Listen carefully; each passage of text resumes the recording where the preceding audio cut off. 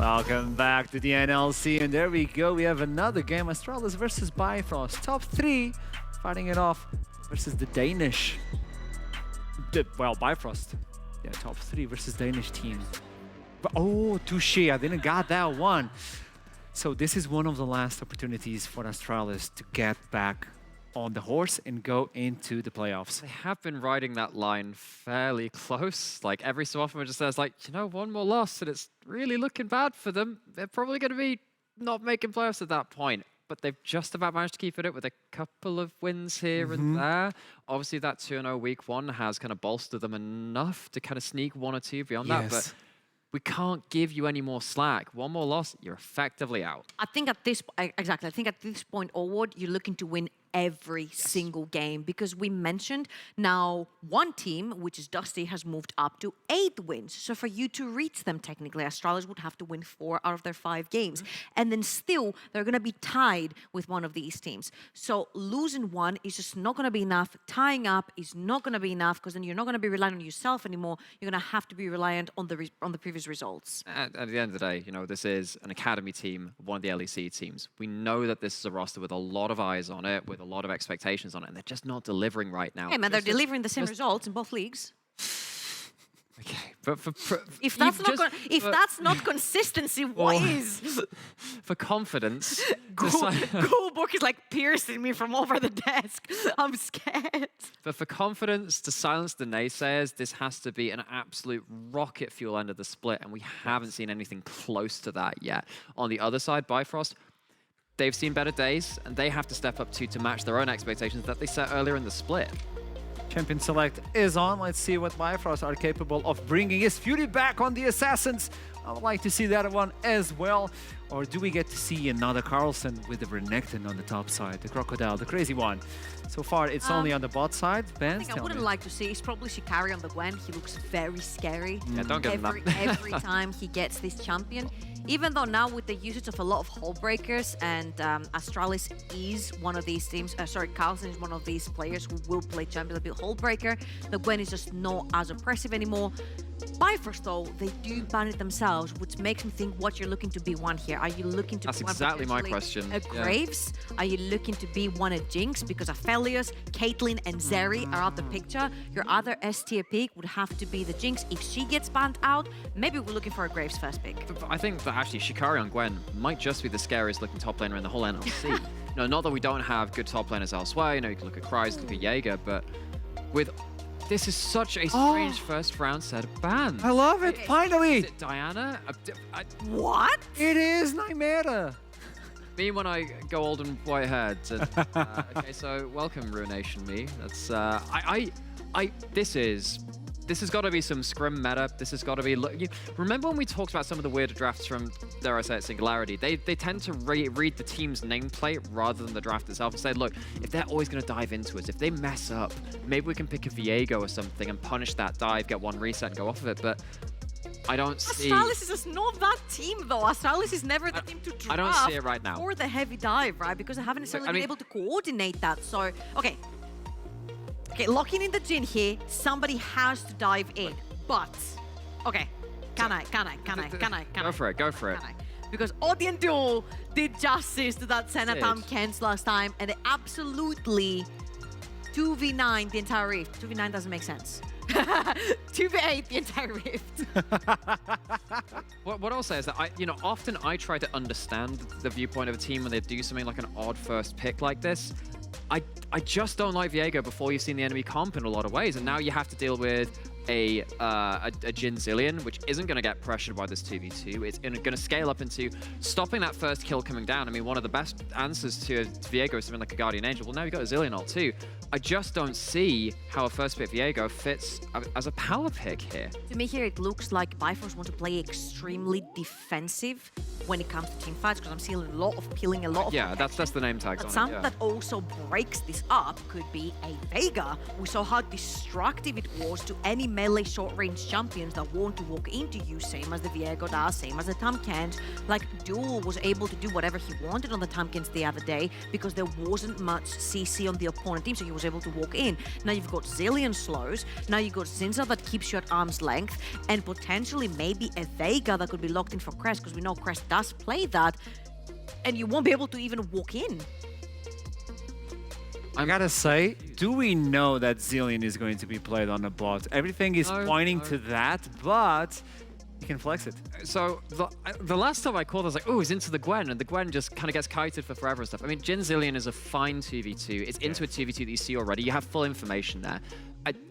Outside chance, so I'm not going to stick on that anymore, even though the chance is there. I think as a 2v2, it gives you a lot of different very options. well done, Nice little Bifrost. bit. And yeah, I think Bifrost, they're banning away stuff. I mean, I feel like you should ban out stuff which is longer range, because I feel like Bifrost's angle to win at this point is be longer range with the Senna, with, I wouldn't say an Azir, but a control mage in the mid lane that can, maybe someone like a Victor, right? Where you can then say, look, you What else would you say? So what I say is like, Bifrost want to have the longer range, so they force Astralis to dive into them. Then the Viego comes into their own. Then the Senna Tahm-Kench comes into their own. But the Viego's been picked on the other side, so now you have to deal with Jhin Zillion and a Victor, which heavily outranges you.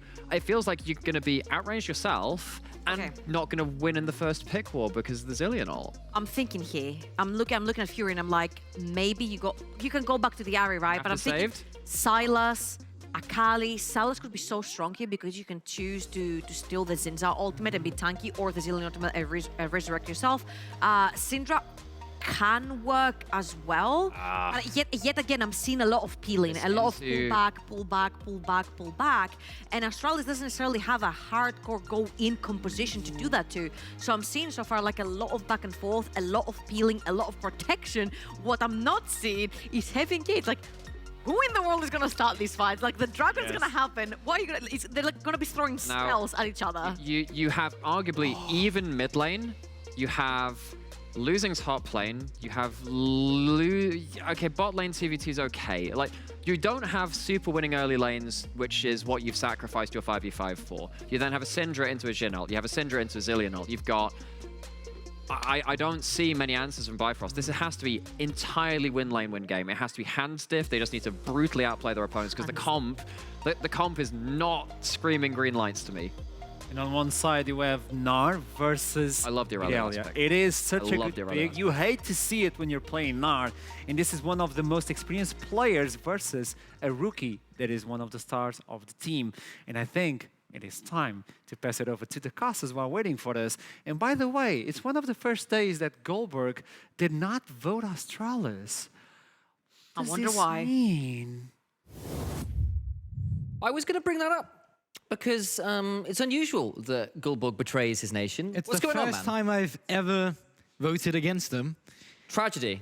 But if there was one time I would like to do it, it would be when there is just a better Dane on the other side of the team. Ooh. You thought I went against my country, but no, I saw Seaboy on Bifrost after his last performance on Viego, and I was like, you know what, if there's ever a time where I think Astralis, where I can allow myself to not vote for it, it'll be now with Seaboy on Bifrost. So I still had some sort of leverage in this trade deal. Shocking revelation there. Goldberg, he planned it all aside. That's good, man. Yeah.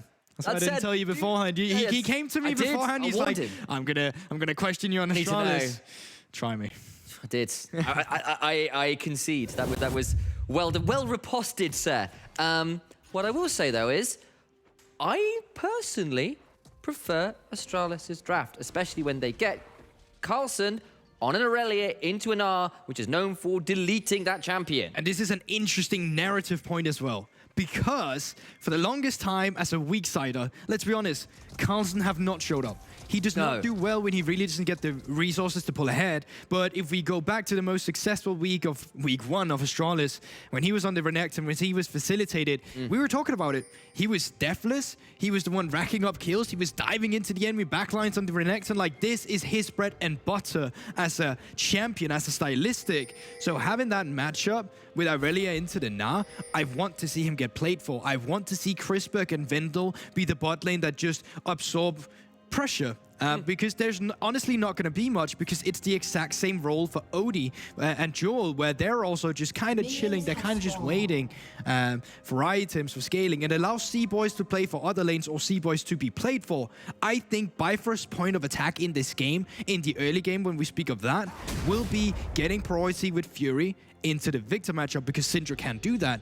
And then you need to find some favorable skirmish with the Viego. You stun up with the CC chain. You just get the kills and you try and pull ahead like that.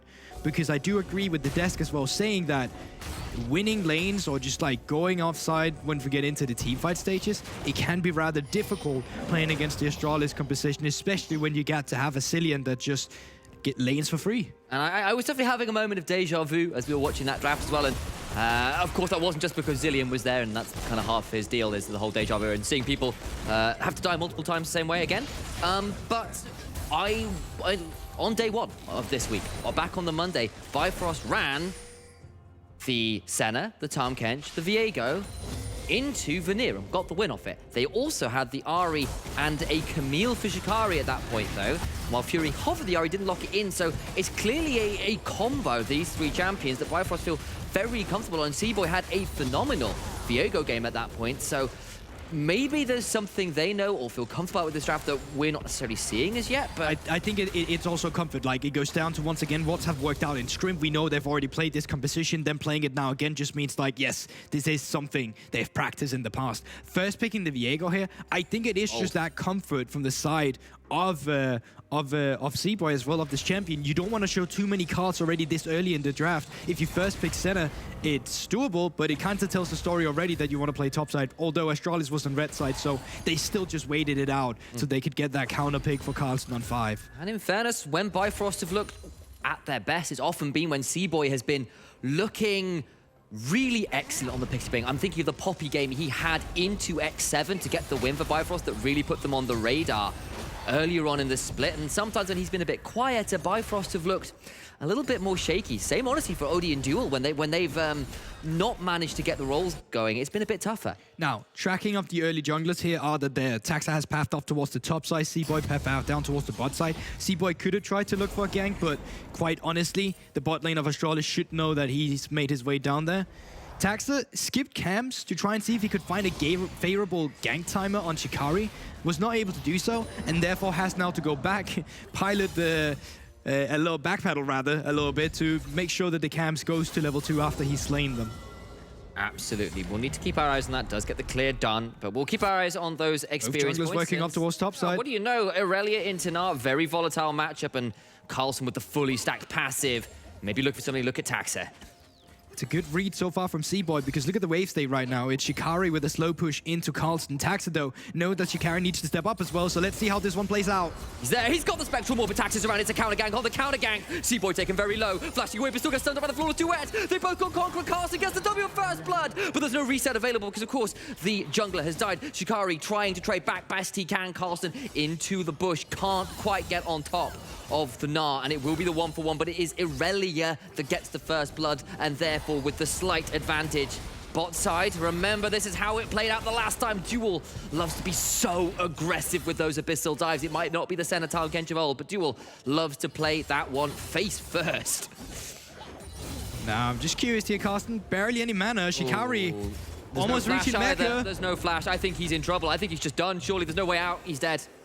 Oh, and Carlson, once again, we talked about it. He's had an inconsistent start. Rather split in general, and let's have a look at the replay once again, because it is a really good read from C-Boy. Great flash away from Carlson immediately to just make sure he won't go down, but the damage is still in favor from the side of Shikari and from C-Boy. They are the duo that's duoed up, where Carlson and Taxa, they're a bit disjointed. And that's going to be a frustrating moment for Carlson. He got the First Blood, but I think at that point, you just have to back away, especially when you don't have the mana and no flash. Oh, yes. With the Mega Gnar coming up, that's just unfortunate choice and decision making there, a little overeager, and it now leaves Shikari with the steel caps, and this is a man that we know is incredibly consistent, and when you give him an advantage, he doesn't throw his way. He is very responsible with his leads, which I can't always say about some of the other carries we have in this game and in the NLC in general. Another thing that is quite curious to me, or I'd like to praise as well from the side of Bifrost, is Odie and Joel, because they've actually managed to stop Chrisberg from CSing quite a bit down towards the bot side lane.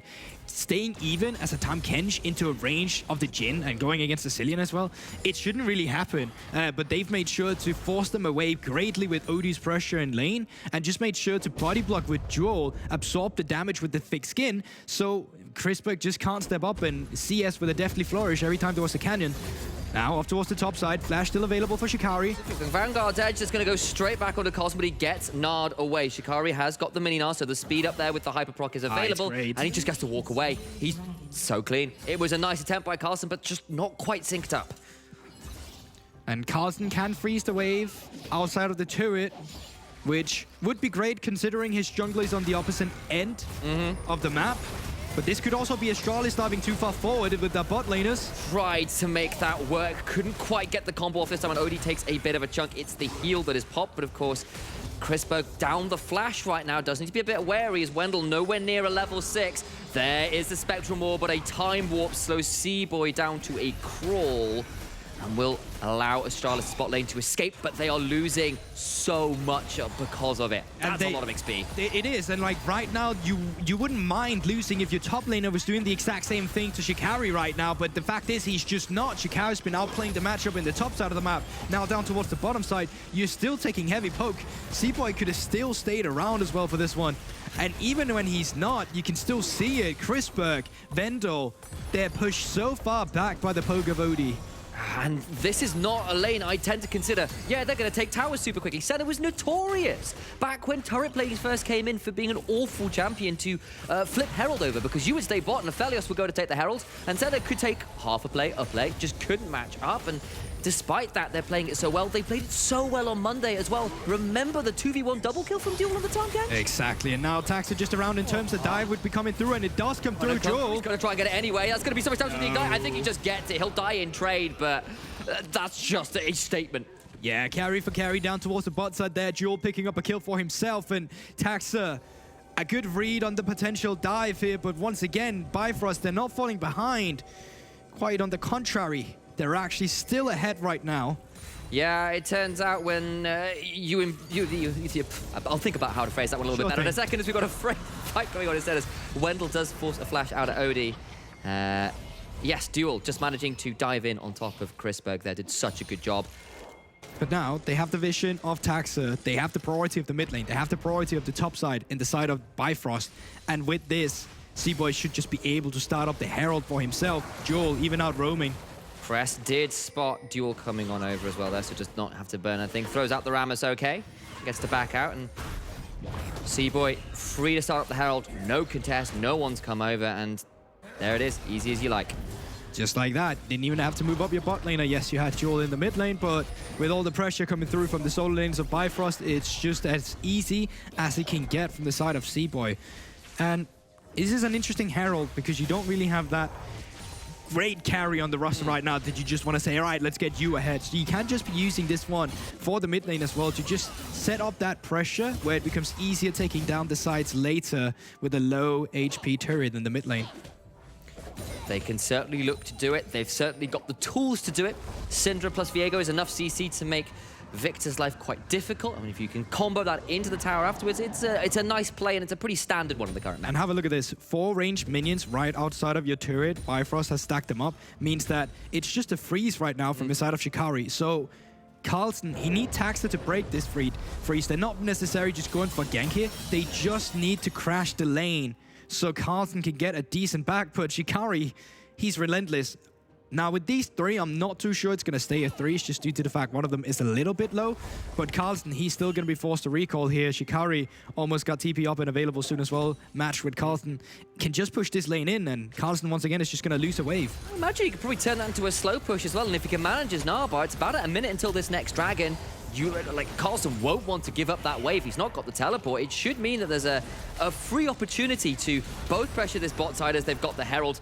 Whether they'll drop it or not is another matter, because they might not even need I don't even think they have to Exactly. use it, right? You just take it slow. The more waves you can drop from the side of Astralis here, the greater. You have 4 minutes to work with before plating falls. You don't even need to get the turret right now, because this turret right now is just removing resources of the map from Astralis. Every minion taken but this turret right now is gold, experience, taken away from Chrisberg, but Odil gained at the same time, and Jewel here, so it's just Bifrost in complete control of the map. In a draft where we said they might be playing it from the back air foot in the early game, they've completely flipped that analogy around. All right, Duel could be in a spot of bother here. Where's the free Talon Strike? Do they have it available to interrupt the Abyssal Dive? They do, so that will force Duel to flash rather than use the W, and Taxa manages to punish a little bit there, but the tower still goes down. Bifrost still up a significant amount of gold. That's about 3,000 here at the 10-minute mark, and that was not what I was expecting from what we potentially anticipated to be a relatively low-impact lane early on. Yeah, you're completely right about that one, and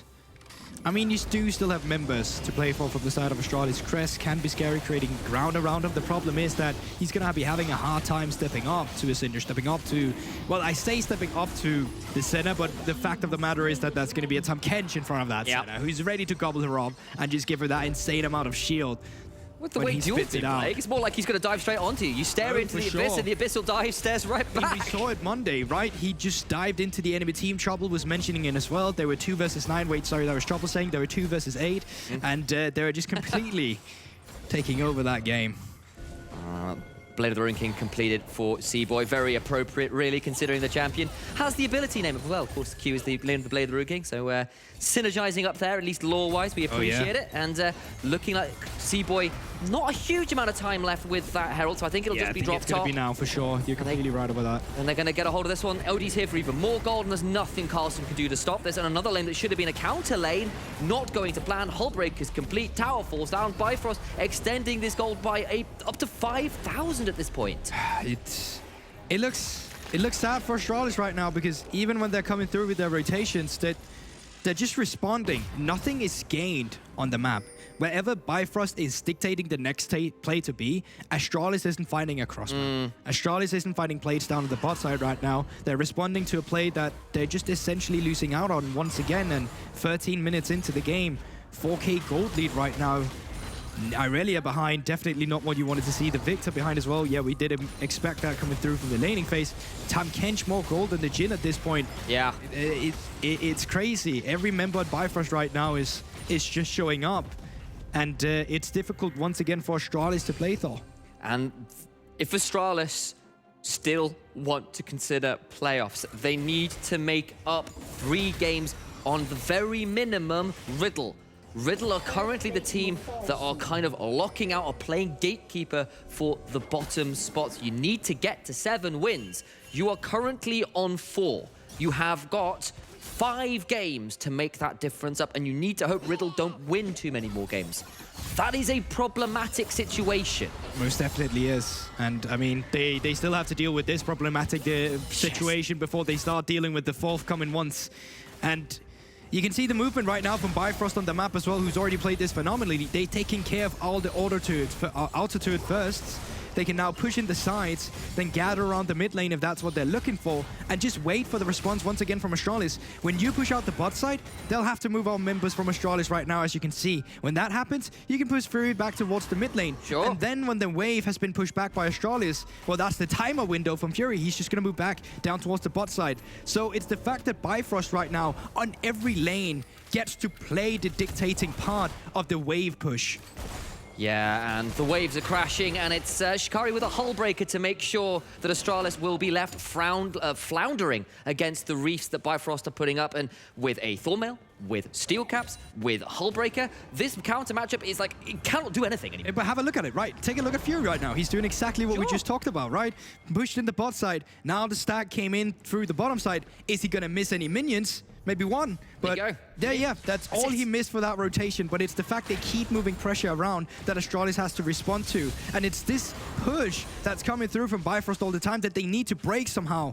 Taxa looking forward with some vision control right here, because there is not a lot of vision control from Bifrost, but even then, Fury smelled him out. And while they're attacking the bot side turret for Astralis right now, well, what's the move from Riddle, or Bifrost rather? Well, they are taking care of the Rift Herald. They already got the first one. They did so much work with it. They can use the second to break open that mid lane turret that you said would be a little bit problematic to get through otherwise. And C-Boy, this is the second Herald this game where he's been able to sit there and solo it. Happy as you like playing PvE without any contest from Astralis. They have yet to get a turret of Astralis. They are down, what, that's 3,000 gold, 3,500 gold.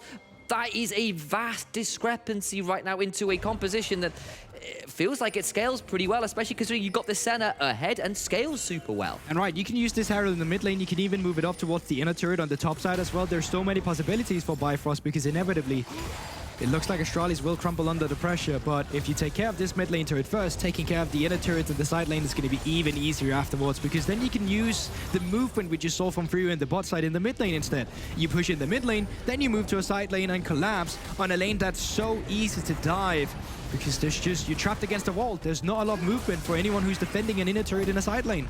And here it goes again. It's just good map management from Bifrost right now. It started off with some good plays in the lanes, yes, but now they are just running Astralis all over the place. And I made that nautical reference earlier. Astralis really are floundering right now. Yes, but look at the pings are coming through from one ward. Carlson is in a position to TP into the tribe bush as well. And I think Astralis recognizes either we win this fight or we're just going to get completely blasted throughout the next times of the game. So Carlson in a position to attack now. And they find a way to right this ship. Carlson is into the backline, but look how much damage is just done by Duel, who does at least manage to go down in the end. It's a 2-for-0 right now. Bifrost over the wall, secured the dragon, but did lose 2 in trade. Carlson over the wall, he has got the Vanguard. Just a double for Chrisberg, and somehow, some way, they found this turnaround. The teleport was there, the call was correct. Odie cannot save his top laner. Taxa stays alive, Crest puts down the gravity field, but the Dawning Shadow comes through and gets kill back onto Taxa, but he is the sole sacrifice for a full team ace for Astralis. Much needed. And that was the play we set up. Astralis, they had to make that word if they wanted to stay in the game. TP comes through from Carlson, and quite honestly, Bifrost are scattered. They're fighting two fronts right now. The Cillian ultimate, as we already talked about, is giving you so much extra pressure to play around. So the fact that Taxa gets to stay alive, tank all this damage, while Fury has gone down to Crest and Carlson, and the follow-up comes through with a great flash from Carlson here, is brilliant from Astralis, and exactly what they needed to get back into this game and make it competitive.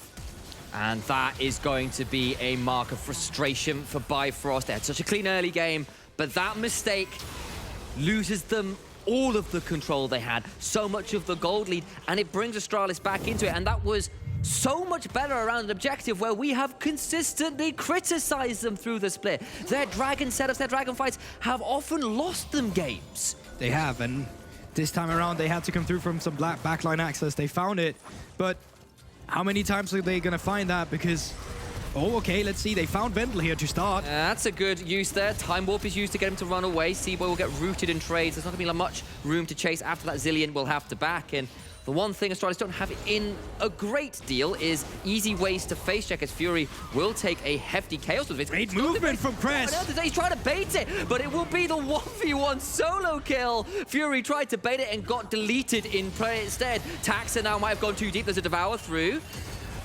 And an Abyssal Dive will get C-Boy out to safety alongside that Devour. And Astralis coming alive in the mid-game. Quite honestly, Crest just showing up there and the Victor, a guy we've not really have too much to say about. Like, I don't know if criticize is correct, because he's just been on control issues all the time, just farming, right? It's kind of just a job that you have, but you're right. Definitely have not proven to show the same value Crest or Sencox used to have in the past. But that time around, completely styled on Fury, sidestepped all the abilities, and just found an all-in-all great 1v2 solo kill. Veteran of the European League of Legends scene, showing some of his caliber here, and it's nice to see some of that returning here in this game. Great kill for him, looking like he's going towards what looks to be, I think, is that going to be a Shadow Flame I'm looking at with the items there, or an event? Oh yeah, that's a Shadow Flame. Yeah, that's what I had a moment there of madness thinking, Event Horizon would, Horizon Focus wouldn't really come through here on Victor. The reason I keep saying Event Horizon is cast so much Veigar recently. We just had a Vector. Veigar the previous game, of course. Now, moving in with the mid lane, you can put this priority, just push the mid lane in, move down towards the bot side, see if you can attack Shikari on the Gnar. Carlson, is he going to take the bait? C-Boy is around. There is about a minute and a half until this next dragon. Shikari, even with the Mega Gnar, is losing this one, but does get the stun. Crest is roamed down, though. Dawning Shadows will make sure that Carlson dies regardless. Feels like a way too early play from the side of Carlson there, because Mechanar was there. You didn't utilize the fact that your team had the first move from the river either. And yeah, just caught lacking once again from Carlson. Just seems like the wrong decisions at the wrong time. So now, double TP, Crest up towards the top side in response of Shikari's teleport as well to stop him from taking down the inner turret. Does be a little bit afraid of it. Cress is relatively quick here with the Q movement speed. Siphon Power offering a little bit more gas to the mechanical legs, but does manage to get out of dodge. Minute or so until this next dragon. It would be soul point for Bifrost, and while they did absolutely pay a heavy price for their first Mountain Drake, they will surely be looking to set up for this next one. 65 souls on Senna, not quite at that 70 soul break point that a lot of people mentioned in times gone past, but might well be getting close to it by the time that dragon spawns. Yeah, and you know, pivotal part once again is the fact that Cillian is a champion on this map. Shirelia should be finished up shortly from Vendel as well, and yeah, there we have it. Just came through in the inventory. And this gives you so much room to play around with, especially in a composition that plays around range, because this Jhin can become so fast that he can dodge out on all the CC from the side of Bifrost. You can sidestep a Scatter of the Weak if your movement is good enough, which we have seen in the past from Chrisberg. Also seen it hasn't been in the past from Chrisberg. So it's going to be curious to see how they show up with this tool in their kit. For a team that has struggled with consistency, struggled over the course of the split in general, Chrisberg has still been putting up excellent numbers. He is a player that has been relied on from Astralis to the damage, something like about 612 DPM as it stands, one of the highest in the league. Mount Dragon is spawned, second item is complete for Chrisberg, and Cress not there for Bifrost, and that could be detrimental at this pivotal fight. But it's once again, the positioning from Astralis is not bad. It's the same setup they just had before, with Cress and Carlton coming through from the bottom side. It's a pincer movement. Taxa takes a lot of damage. It's Shikari who's stepping forward looking for the Mega. No Crescent Guard popped. He goes Resurrection thanks to a Chrono Break. Sorry, Chrono Shift, I apologize. Can't get the reset Conceive. That means Heartbreaker is down. Taxa with the Crescent Guard down does present a target, but the curtains are opened and they're going to try and close this dragon out in the favor of Astralis. Health bars are chunked. Wendell is low, but it's Astralis right now with position around the dragon. Play around Cress, he still has the Chaos Storm, and you can just beat him up with the Cillian all the time. Finding that pivotal movement speed to dive in will be crucial. Tongue Lash will not get what they wanted. Duel has gone too deep. He's trying to heal up, will just about survive, but now falls to Chrisberg, who's on a killing spree. Seaboy looking to maybe hunt Cress, who's stepping forward, but he's gone too deep. That could be dangerous for the Victor, who does have the flash to escape. Won't quite die to the burn until Dawning Shadow! Double! Takes it for a double. Odie coming to claim some souls. That's a sweeper right there. Just a vacuum cleaner over the rift, sucking up those kills. Brilliant from Odie, but once again, Drake goes over to Astralis, and you can see how difficult these fights become once the movement speeds come through from Cress. Enabled by Vendel and the Cillian, but with these devs, Bifrost, they're just going to be starting up the Baron instead. It's what they need. Make it a UNSC reference. That Macrown was spinning up, takes out two, and with the support and mid laner dead, it is a Baron start. Taxa is here with Flash, Crescent Guard shortly. Can contest. This would be a flip. There's the teleport.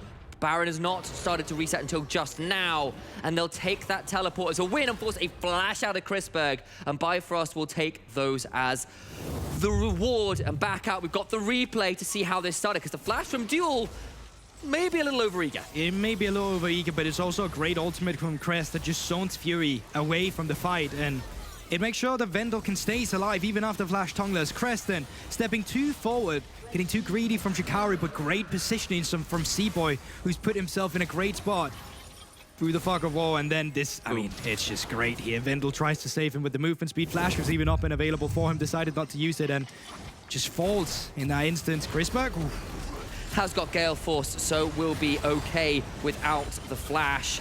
Gets to back away, doesn't fall, and Bifrost still with a healthy lead, but they don't secure that dragon, of course. But it does feel that way at the minute, that these mountain dragons are becoming a very pricey objective to secure. Oh, most definitely, especially if you can start stacking them up. Now, this time around, Cress against Shikari in a side lane. Seems like he's getting the benefit of these short-handed traits, obviously playing off the cooldowns of his abilities. Also has gotten that Leandris finished up, so great against the target with a little bit more of HP, and having him pushing down towards the bottom side of the map, you can see the rest of Astralis moving up towards that Baron, trying to stay with defensive vision active. But Bifrost, they're trying to contest that at the same time as well. And we've just come into this little war of attrition, really, of control of the map instead, while the objectives are down.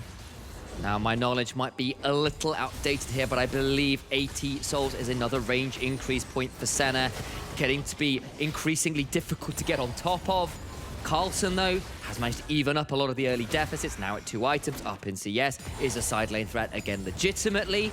And this game, I think it's fair to say, is still Bifrost favored, but Astralis are in the position where they can still play this out, can still find a way back into this game. The Aurelia, the Victor, even the Jhin right now, very much in a position to do the damage required. Oh, definitely, but you still want to wait a little bit for Astralis actually getting to 3 items on the Jhin, picking up a rapid-fire cannon as well, with Cillian speeding you up, is great, because what essentially ends up happening is just you get movement speed on the Jhin, you run around for that 1 extra long proc of your auto attack with the rapid fire cannon, and you just run back until you get the range again, and you just keep walking back and forth. And both Cillian, or both Jhin and Victor are great champions being facilitated by Cillian. Bifrost, I think, are in a very dangerous position, about to get teleported into good scout of the week to prevent too much of a follow-up as Fury flashed over the wall. It's into the waiting on to Chrisberg. The flanking Jhin is the deadliest. Gets the kill over onto Fury. And now the curtains are called, and C-Boy needs to have his dancing shoes on. The Spectral will allow 1 miss. And the 4th shot blind will not find its target. In the mid lane, though, they are picking up a turret for themselves, or they're very close to at least. Taxa wants to stop it, but flank comes through from Bendel. Odie, so difficult to deal with. Tax has gone forward. He's going to take so much damage. Will now have to resurrect, but I'm not sure for how long. Odie's looking to secure another kill. It's Duel that secures it, and Taxa went speeding to his death there. And that can be very dangerous. 1 reset to come through from Bifrost. They can start setting up around the Baron. 10 seconds on Fury as well, but they're going to use this extra pressure to just run down the mid lane instead, trying to break open the inhibitor turret. And Odie didn't even have to burn flash or heal or Dawning Shadow, so difficult to deal with. Crest being sped up though, Cassandra trying to run people down, but the piercing darkness beginning to hit for so much damage. This Senna is now a problem, is now dangerous, is at 2. Make that 3 items if you include the support item, that Spectral Sickle that's fully stacked up. And I need to see Astralis find a way to shut down this Senna, because it's getting hard. It is definitely getting hard, but once again, backline access is what we're looking for. It also becomes harder from the side of Bifrost to play in an open scenario with the Victor. This time around, though, they had a man advantage, which allowed them to be aggressive instead. But playing in a full 5 versus 5 with Cillian all available to Astralis, it can be difficult. But as you're saying right now, Bifrost, they're definitely looking like the team ahead. And that rapid-fire cannon you were requesting has been completed for Chrisberg. Can he rename to the Fast? Can he turn into an after-image? He's going to need to hit Mach 5 to outplay that, though, as that is a vast quantity of damage, down to 1/3. Dragon started, secured. That's so point. Stunned in place is Taxa, but he's got a Crescent Guard to prevent too much follow-up. What can Carlson do in trade? Not too much, and the scout of the week from Fury chunks him out as well. And Bifrost get the kill and get out. The first time in 2 Drakes, there isn't a vast teamfight win for one team or the other. Great zoning from the side of Fury. You saw what he did to Chrisberg. Could barely join the fight, and Cress too late to the party as well. So a freebie for Bifrost, and they managed to disengage beautifully as well, allowing them to just reset on the map. Jewel potentially getting caught out, but the Abyssal Dive allows them to just get over the wall. And nothing further has happened. They get their reset through, and we talked about it, 3 items before, 2 items for the center before. They're still building up the goal discrepancy in their favor for themselves as well. Absolutely, and 3-0, 3-0 Syndra. Fury definitely doing a fair amount of work with those Scout of the Weeks. With that Shadow Flame now complete, definitely doing enough damage. As Duel, maybe in a spot up bother, but Chrisberg caught out trying to make a pick himself, has got the Gale Force to back out from Duel's Abyssal Dive, and now Duel has maybe gone too deep. Not quite yet, he's not entered the Abyss forever. Carlson at the back end of it with the Vanguard's Edge, trying to outplay C-Boy in a dangerous position as well. Rooted is Carlson, so can't follow up. Heartbreaker over the wall, gets C-Boy to safety. And Astralis may look to chase Bifrost through their own blue side jungle. Not quite yet. A big piercing darkness hits hard alongside the Bone Meringue. It's so difficult for Astralis because they're so reliant on this burst damage to come through. They don't have any form of immediate engage, so they have to try and chase them down. They have to be reliant on the movement speed, but Bifrost, as soon as they start kiting back, as soon as you got the scatter or the eat as well from Jewel, you can just never really finalize a kill, and it's allowing Bifrost to get away even from moments where it seemed like Astralis was put in a good position, because it was a good flank from Carlson with the TP to come through. Great stun as well. but you didn't have it in you. Yeah, and Finalize any of the kills. And that is something of a problem, right? There's not hard CC, per se, unless Taxa gets a 3 Talon Strike. That's not easy. You've got ways to dive, you know. Aurelia and, of course, the Jin's out. Definitely got ways to do that, especially with Brazilian speed up on top of you. But it's not Meganar hitting 4 people into the wall. Definitely not. And it's a rather upsetting situation from the side of Astralis, because they would have liked to be in a more favorable position at this point in the game. But now, Odie finished up that Moron mana for himself as well. He's going to be doing a lot of damage on the Senna if he goes unchecked, and if he's allowed to stack on those auto attacks on you. And room 101, make that 102. The reference is going to fall slightly flat for those 1984 fans now, but that is the soul count for Senna, and I think she is a bit of a nightmare at this point with those 3 items complete. She knows exactly how to make it hurt. It is a very excruciating time for anybody who gets hit by any of those abilities right now. I think you're just waiting currently from the side of Astralis. You can see those 2 needlessly large rods in Crest inventory. Huge. They want that rapid on death cap as well, and honestly, you want the Infinity Edge on the Jhin as well. Like, quite often, we don't talk about composition spiking on 4. We always talk about the 3-item pass by Chrisberg. Scatter the Weak comes through, but it's a flash from Chrisberg to boot that will allow him out. Flash for Flash, Fury and Chrisberg down those key summoners, but it does force the Jhin back. It does force the side of Astralis to cede this mid lane. Tier 3 inhibitor exposed, minute and a half till Dragon, and Bifrost continuing to make slightly more profitable plays over the last 10 minutes or so. Oh, definitely. And this is just such a difficult situation when you're up against this stacked mountain, because it's 6% extra in those resistances. Currently, they're sitting at 12, right? They're going to be moving up to the 18. Oh, wait, no, I'm definitely getting my numbers wrong there. It's at 4%. I think they're sitting at 8, making their way up to 12. Like, all in all, you're going to be needing true damage as well, or the armor pen as well. And you currently have it from your carries, but is it going to be enough? Because one extra item of defensives, especially on this time Kench, he just becomes so difficult to cut through. It's a death cap complete for Crest, and that is great news. But the flat pen from the Shadow Flame, less valuable, as you said, with those Mountain Dragons that have come through. And there is no Void Staff to be seen as yet. You're right, the 4 items becoming more and more necessary, it feels like. The Abyssal Dive not interrupted there, so Duel does manage to escape. Last Embrace comes through and Taxa, taken down to a 3rd HP. Needs to be very afraid. Sped up his Crest, that is a very rapid Victor. The Glorious Evolution moving at Mach 5, definitely hitting the technology boom, it feels like at this point. This time around, Astralis finally first on the river here, trying to get control. If they can put Carlson in a flank position as well, they can be really, really crucial. They don't have the vision. Taxa's run forward. Gets onto Fury, chunked out, but it's devoured to safety. Stun onto Wendell, but that's not the big point. Carlson off the side, Flash, Vanguard's Edge onto Fury in trade. Seaboy taken so low. 1 dead. Meganar will be the prize right now. Make that 3 for none as Astralis make the engage work. Opportunities be damned. Duel will try to turn this around. Odie is still a threat, but chunked out. Rooted. He's gonna die. On the deadly Flurry. He's gonna try to heal up. He tanks for so long, but a Siphon Power will take the soul of Odie. It's a 4 for none now for Astralis, who will not take the Dragon. In fact, they do, because Carlson ran over to take it, and now they move to Baron, and they found the play they needed. Definitely, they should be able to pick this one up, and we were just talking about what it meant to have 2 Mountain Drakes against you. Well, now Astralis, they're the ones sitting at it.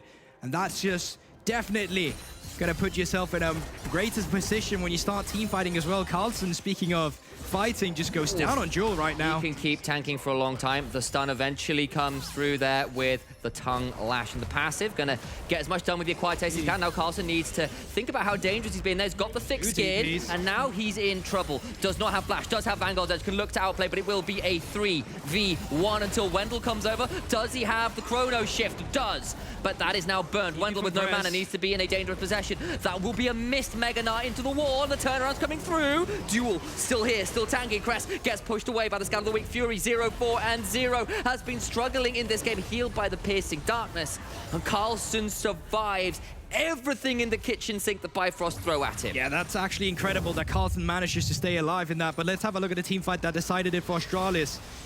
Close finding that stun there, but it's initially Carlton just diving forward, forcing out the Abyssal Dive. And now we're talking about playing with that range, because at any point in the game or in the fight right now, Bifrost is not actually able to lay down damage. They're too busy running away, and with the extra movement speed once again facilitated by this Cillian, they just can't. They can't enclose the gap, and it's Astralis that just makes the team fight work for them. Odie stepping too far forward. Great deadly flourish bomb. Chrisberg allowing Crest to pick up the kill.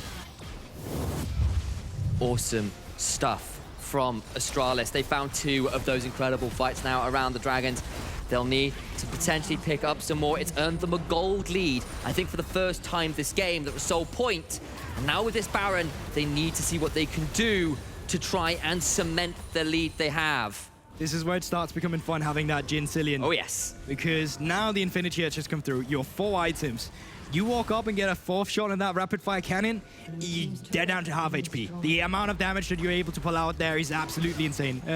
Except if they're going on duel. But currently, they're playing on 2 lanes. Topside is being attacked by Shikari, but Astralis, they don't care. They're going to keep putting their resources on towards these turrets themselves, but Shikari might look to trade that himself. Going to try and get a hold of it. Is certainly in a position with the Hullbreaker and 3 items completed to make sure that happens. Inhibitor will fall at the same time, and it might well be just a trade here, which is pretty damn good going into the Baron, and there's not going to be anybody who's back in time to stop them. Inhibitor falls in both side lanes, 1 for Bifrost, 1 from Astralis. Yeah, they continue going there. Carlson back there, so Shikari should not be able to continue any further in the mid lane. Astralis able to pick up the turret themselves, and C-Boy might be looking for the engage. So much damage, but does get the Chrono Shift off in time, but that means it's not going to be available for Crest, who has got to flash away from Fury's abilities. Will not go down there. But some key abilities down. Crest without the flash, without stopwatch, could be a very valuable target. And the moment I say it, he backs and completes the Zhonya's and makes it just that touch harder. Yeah, you're completely right. But Astralis still showing signs of weakness despite them being the driving factor here. But speaking of that, Fury still not being able to find his mark in this game. 0-4-0. In a game that's been vastly dominated by Bifrost as well is not what you're looking for. Especially since your scatter holds so much power in a team fight. You saw what it did there, forced out the flash from Crest immediately. You want more of that from the man in the mid lane. They used to be so star-spec here in the LEC. They were, but right now, the journey to returning to those heights of glory will need to start with finding a way to get this win. Again, a reminder, Astralis need to pick up at least 3 wins. At least 3 wins to match the current bar to playoffs entry. That can change if Riddle win later on as well, because they are the minimum deciding factor. But so is Vanny as well. They're going up against Shady XL after this one. Let's look at it. Chrisberg with the movement speed, with the 4th shot, with the rapid fire. Oh, he's lost vision. Come on, I just wanted to see it. It's so close. You could see the Gale Force was maybe an option there as well, but just doesn't feel secure doing it. It does force Bifrost back into their base, though. It does force them to cede all of this vision control around this Soul Point fight to Astralis, who have full control of Bifrost red side jungle. And let's look at the buys, because Vigilant Wardstone has come out from Odie as well. 12% extra resistance, adaptive power, HP, everything you want there gained by that item as well. Extra pink wards, of course, which can be great from fighting any movement. Jewel might get caught off guard by the deadly flourish, but he's still very tanky. He's got it. Remember, this is a fed Tahm Kench. Well, that's not a support Tahm Kench per se. Level 15, same as his ADC. 3 items, including a Randuin's Omen complete, to try and mute some of the damage that Chrisberg can do on this 4-item Jhin. Stopwatch onto the Maestro as well. C-Boy on a flank can come into place in Fed. And TP into the base. Can they come back and retreat? It's stolen! It's stolen away. They take the soul, and now they're in their fight at the base as well. They're dying in the base. They need to stop the backs. Can Astralis even get there? No, not like this. Not in the late game. Not versus Bifrost. It happened this way the first time these teams met. It was an Elder Dragon then. It will be a Soul Point this time. The Dawning Shadows goes over to Chrisberg, trying to get away. Will be able to do it. What happened in the base? Shikari has come down towards this bot side, has left what was happening around there. Will secure Wendell. They'll take a Nexus Tower, won't go for the full game win. What is it today, Gulborg, with League of Legends and mad late game base pushes? These games are getting complete out of hand right now. There's 30 seconds, 40 seconds on the Baron as well, but Bifrost right now, they're going to be having their looks on the inhibitor. They can take the mid lane one. They can reset because they're lacking a minion wave right now. No, I take that back. Fury, he's escorted it in. There's 1 turret left. They've got one Nexus turret left and a play not dissimilar to Dam1 and T1 earlier in the day. Might be coming to win Bifrost. This game, Tax has gone in, but the Crescent card is down. The Nexus fall, and Bifrost pull it out by the skin of their teeth. It was messy, 10 and 4, but they finally do it. And Astralis, they fall at once again a hurdle that seemed like a game they could have made, but not able to pull through, and the double TP on the top side to take Carlson down created a lot of pressure in that team fight. You could see how scattered they become. Bifrost, they capitalized on that and moved their pressure into the mid lane to take it down. Once again, another frustrating could have been for Astralis, but they do fall. Their playoffs hopes getting slimmer and slimmer. But the games remaining aren't getting that much slimmer. We've got lots more to come. We're cutting to a break, but we'll be back very shortly.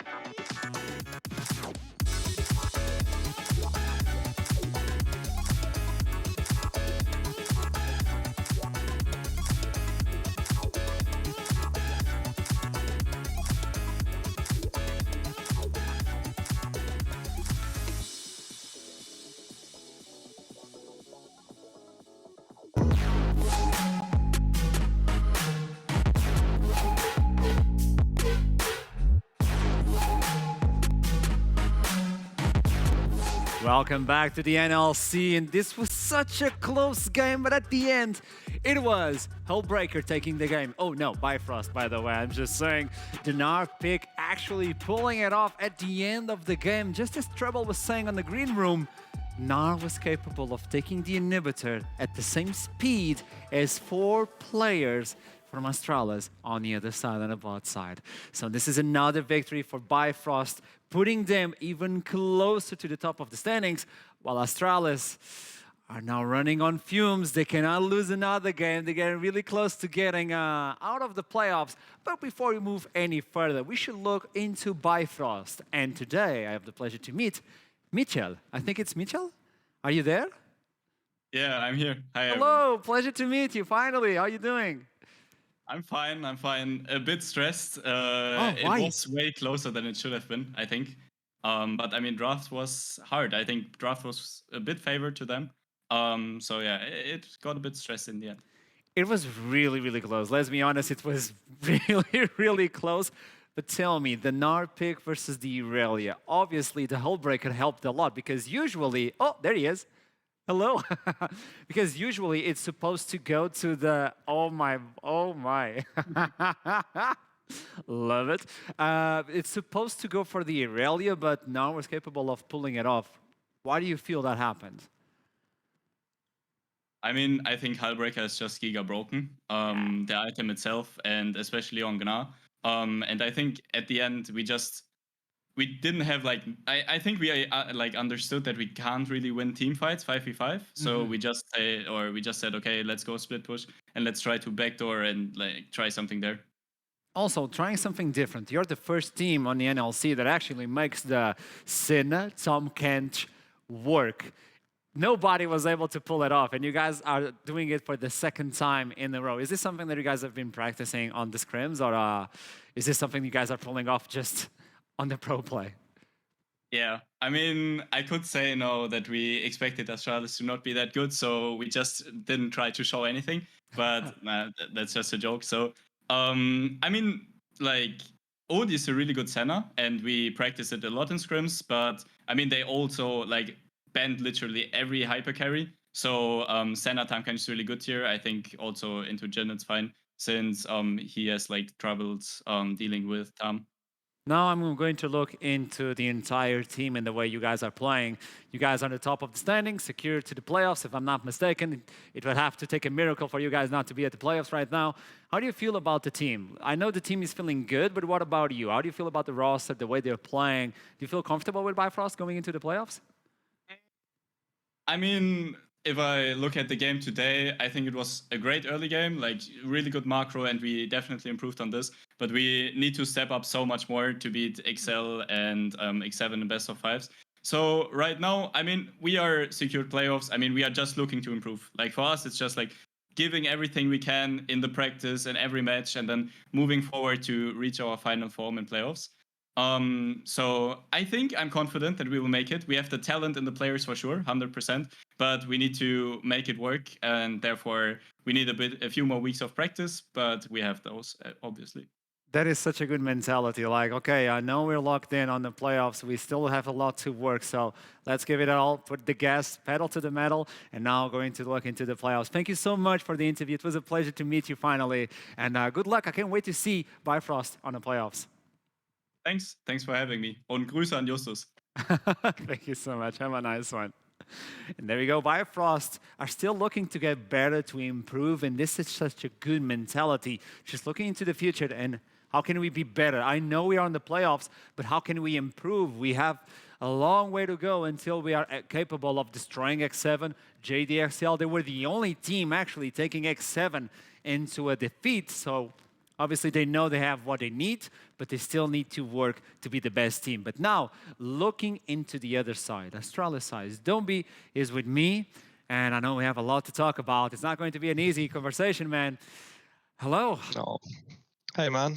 It was so close. Was it the Hull Breaker? What did you say? Sorry. Was it the Hull Breaker? I think Gnar with the Hull Breaker ended up testing our macro, and our macro didn't stand the test, so yeah. As a top laner, I gotta tell you, I feel you, man. The pain is real. I feel you. The Irelia pick versus the Gnar, in my opinion, was perfect. The team fight was perfect as well. You guys were capable of hanging the bot lane, the Senna versus Tom Kench. The Jin was working as well with the Zillion. You got the Zoomies going out. So the macro is looking way better nowadays, but you guys were not capable of getting this victory. And now I'm looking into the schedule.